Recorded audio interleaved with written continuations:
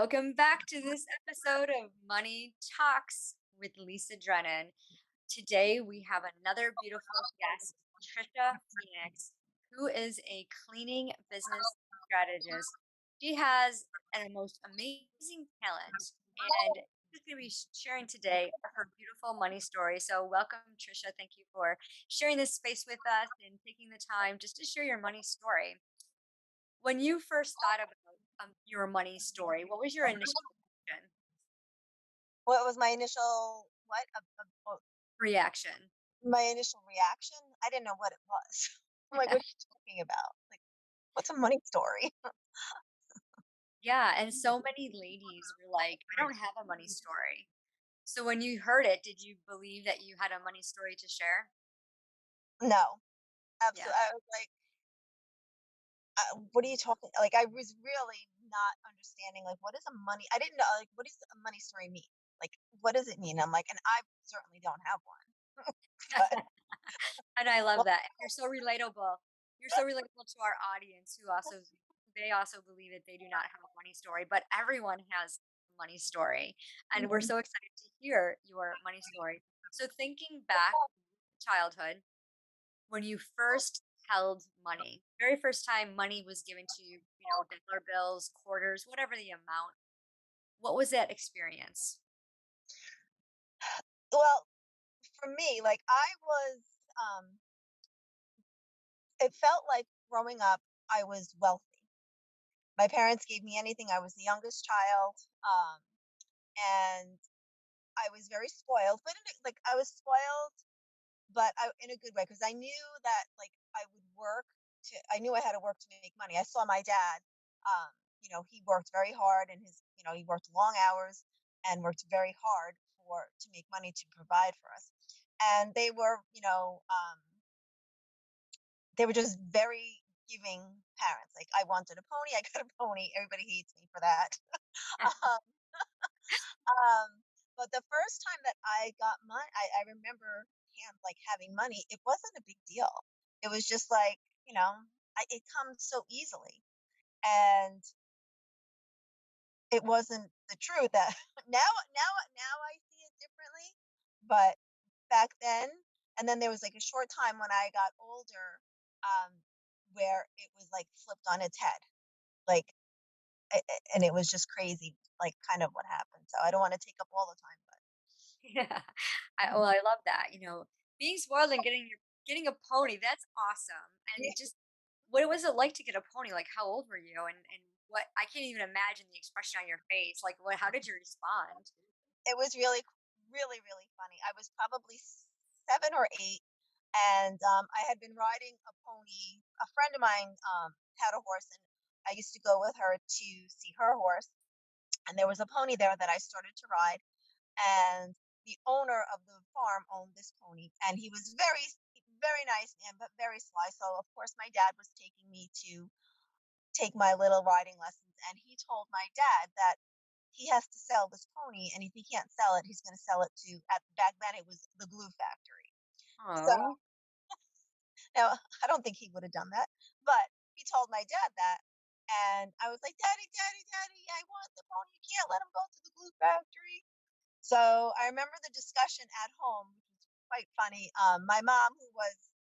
My dad was like the mush, and my mom was like the Gestapo.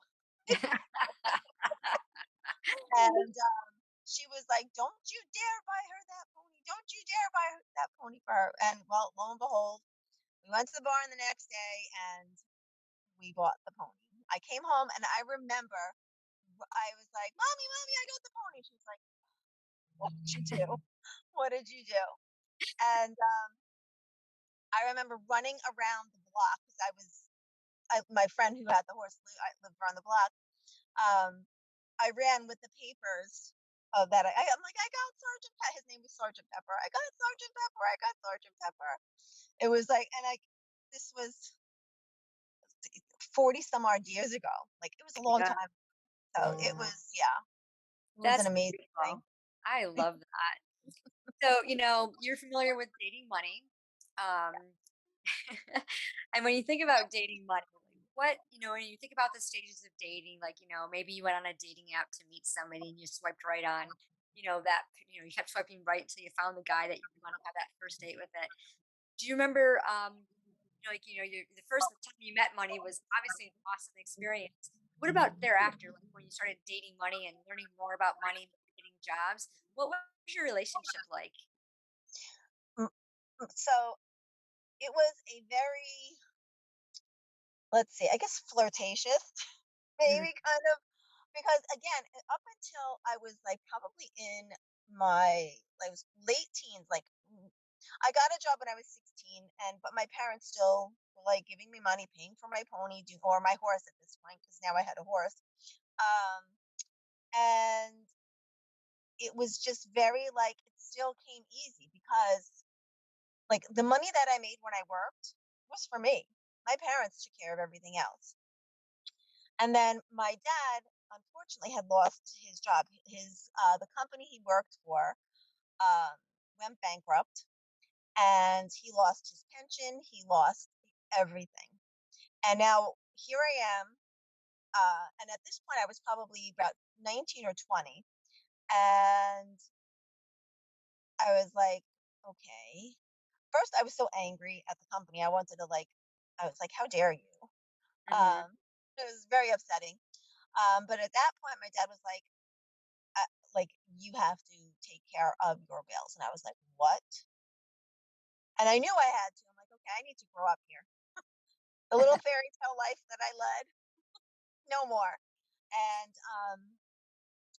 so then it became like I had credit cards that I had racked up because I really, and honestly, it's like so almost like embarrassing to say, but that at like that age, like you would think I would have known, like, okay, you have to pay the credit card off. But honestly, it just didn't register. And it's so like I look back now and I'm like, God, like what were you thinking?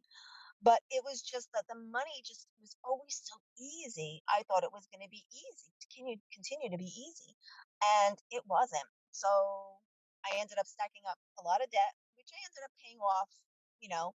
But it was like lesson learned. Like money, like the and again, this is my thought then. Like money doesn't grow on trees, and you have to work hard for your money. You Mhm. know. So it was definitely a learning experience. Yes. And I grew up believing that money did not grow on trees. Well, I shouldn't say I believed it because the first time my mom had told me that, I looked at her and I had said, "Money's made out of paper and paper grows on trees." And she's like, "You're such a smart ass." Stop talking back. And I'm like, "But it's true." And I never understood why she would use these idioms, and she'd always say, "I have to borrow from Peter to pay Paul." And I'd be like, "Who's Peter? And why do you have to borrow from him to pay Paul? And who are these guys?" Yeah. And Yep. totally didn't understand what she was talking about. And now as an adult, I do. So now you said you no longer believe that. What do you believe to be true about me now? Well, as you know, like I believe a lot in like manifestation and more of the energy and the frequency and all of this other stuff. And I'm still have a lot to learn. But like as of now, money is easy. Money and I've just because I've had like a mindset shift. Hmm. Um and just my beliefs around money for all these years like however the in between when I was like 18 until I was what I'm now 58 so all a really long time that my I really just believe and I don't just say the words I actually feel it's the feeling I feel of that money comes easy and Hmm. it has absolutely mattered. I've quadrupled my income in a Yeah, way that I didn't expect, but I love that. I wasn't clear enough on exactly what I wanted, where I wanted the money to come from. But Mhm. still, quadrupling your income is still I'll take it. Yeah, absolutely. And it's so important because a lot of times the resistance that we have towards money comes because we're so focused on the negative. And just by realigning our thought process and saying, like, you know what? Money loves me and I'm going to multiply this money. And this is my value and this is my worth, especially as entrepreneurs. we start to price things differently when we have a relationship with money, when we have that partnership with money, and money starts to work smarter for us. And then it just flows because it's like, hey, Mhm. I want to go hang out with her. She's fantastic. Like she's gonna be my money partner, right? And when you think about money as a person, like you're dating money, and you're thinking about crushing on money, what does money say to you? When I'm dating money and what does it say to Yeah. me? Yeah. I've really never thought about what it said to me. I guess right now I would think that it's saying to me that um keep doing what you're doing, keep loving on me. Yeah. I know it sounds so crazy, but yeah, keep doing what you do and just be a little more clear with what I want, Yeah. right? Set the intention, Yeah. yes. The Mhm. intention. When we set the intention, we can go after it because we have that clear intention, and then we can create, we know what the goal is, we can create the action steps every day, taking those 3 action steps. I mean, that's what we do in wealth activation, right? You Mhm. Yep.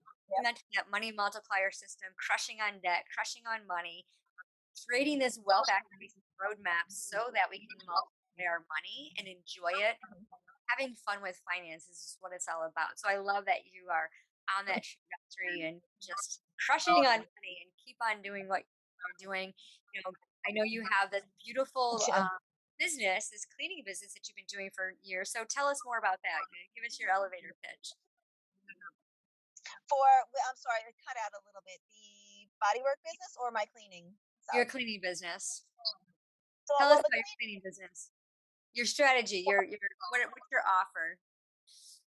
so my with I am for first I've owned my own cleaning business for 30 years. And one just thing that I wanted to mention that is that when I first started, I thought I needed to be low. I was a new cleaning business owner and all this other stuff, but over after about 5 or 6 years, I realized like no, like I'm different, And once I started to raise my prices,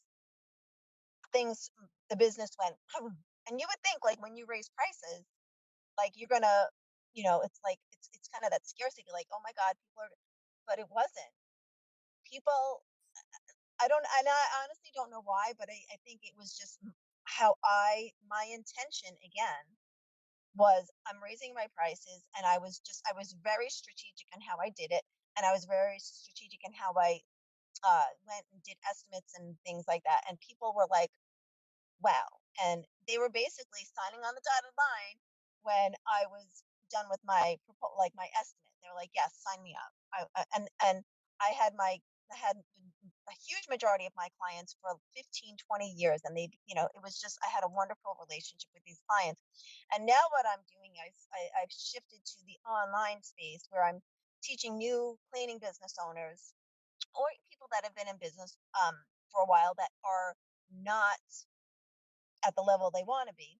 But I teach new cleaning business owners how to attract higher paying loyal clients, like, and they with no ads, no, it's all organically, and they're basically building long-term quality relationships, business relationships with their clients, and I'm teaching them exactly what I did. And that also gave me the longevity in my business, over 30 years in business, working part-time because that's how I wanted to work, and work part-time, and I made more than full-time and more full-time income, and that was actually where I was able to support my horses too because of my cleaning business. So That's beautiful. I love that. thank you. Um, and what's the best way for our audience to get in connection with you to find out more about your cleaning strategy? Your cleaning Yeah. business strategy, I should say. What is it? What's the best Oh, place to get? I'm sorry, it cut out again. What's the best way to connect with you? Social media, or do you have a website? Social media. I'm Trisha Korean on Facebook and Cleaning Business Secrets on Instagram. Those are the best ways to get me, get in touch with me. Awesome, and we'll throw those links in the show notes. Yes, So at this perfect. point of the show, I ask my guests to showcase one of their gifts or talents to either talk about it or do a demonstration. What do you have for us, Trisha? Well, unfortunately, I don't have any horses here that I can do a demonstration on. But I am also a equine body worker, energy worker, and part of the reason I was able to do that is because, again, and it's like all the layers here, like because of my cleaning business, what I did with my cleaning business, I was able to go and pursue and do something that, number one, I wanted to do it for my horses. That's why I initially started. But now it's formed into its own business, and it's absolutely amazing. And the stuff I do with the body work with the horse is I basically, there's two parts of it. One part is I actually teach owners how to help them help their horses release tension and also build a deeper connection with their own horse, because so many owners, they're like they don't know what to do. Like, the grooming is nice, but they want to actually help their horse feel Mhm. better and release tension, and I can show them how to do that. And that's really a beautiful thing. I love That's what I mean, I love both aspects, but this is great to see an owner and the horse connect on a deeper level. It's really amazing. And then what I do myself is really all energy work, which I started doing body work like almost 20 years ago. And it was very hands on, moving, bending the horse, like very, very, very physical. And it was great. And I got great results. But as for me, I know, like, I'm always on a journey. I'm always trying to continue to learn, and just like there's just so much. Yeah. Um, I've evolved, and I found this amazing woman who is actually a equine vet, chiropractor, acupuncturist, and she's actually uh, like I can't like a physicist of some time. Like, she's like unbelievable. So I went and I studied with her and learned. It's called TBT, Tucker Biokinetic, and it is pure energy work. And I have been able to help horses that vets have not been able to help. Vets kind of go, they're like, we don't know. I'm helping dogs as well now, Mm. and it's just energy work, and it's really it kind of it's so parallel with what I how I think of, like, with money now as well. Like, Mhm. it's all intentions and things like this. But I have helped so many horses that were lame, that couldn't walk, that were colicking, that are have all these things that the energy work um actually helps. And it helps me as well, because it makes me just feel so amazing that I can actually really help this horse that was, suffering. So That's so beautiful, and what a great talent. I mean, to be able to have that, yeah. it's a gift and a talent, because the power of our hands, I mean, animals sense like our touch and our attitude and the Yep. energy that we leave, that we give off, and they're so in tune with that. So that's so beautiful. I love that. That Thank is you. so amazing. Well, thank you so much. And for your parting words, what are words of wisdom you'd like to share with our audience? So this is a little woo, I guess, is just, and it's something that I kind of, and you probably know this as well, but trust and believe in yourself, and just like, and again, this whole future self thing, or just whatever you, um, like, to me, it's my future self. I'm starting to listen to my gut even more, and especially as women, I think that, you know, we I know for me, I ignored it for years.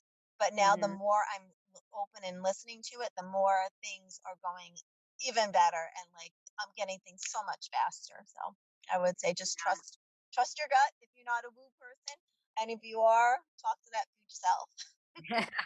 That's beautiful. Well, thank you so much for sharing the space and your words of wisdom and your talents and your relationship with money. I know a lot of times it's hard to talk about finances and it gets to be a little bit uncomfortable. So thank you for being so honest with us and just sharing it. I love your story and thank you listeners for tuning in and be sure to rate the show. Give us a 5 star.